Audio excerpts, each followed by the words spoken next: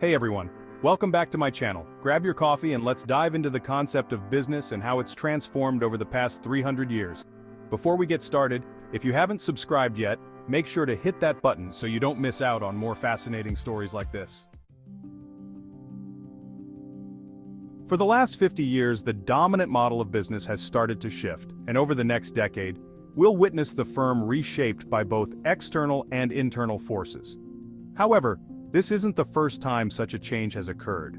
The idea of what a business is has evolved through a series of distinct eras, each lasting around 40 to 50 years, with key companies symbolizing these periods, like Standard Oil during the trust era of the early 20th century.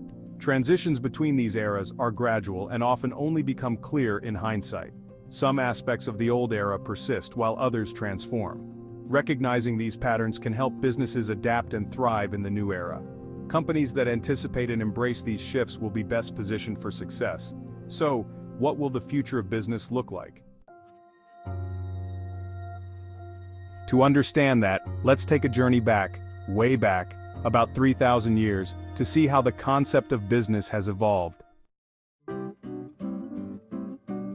We start in 8th century BC India, where early organizations called shreni were among the first entities that could enter into contracts, own property, and even engage in legal disputes. Fast forward to 960 AD in China's Song dynasty, where innovations like gunpowder, printing presses, and the first forms of paper money gave rise to partnerships and joint stock companies that are reminiscent of modern capital structures.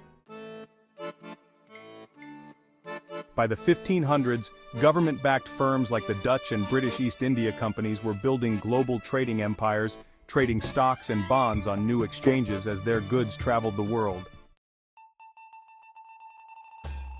The Industrial Revolution around 1790 brought mass production to the forefront, with companies like Wedgwood standardizing processes and creating products for a burgeoning consumer market. As time went on, businesses continued to evolve, with new eras emerging every few decades.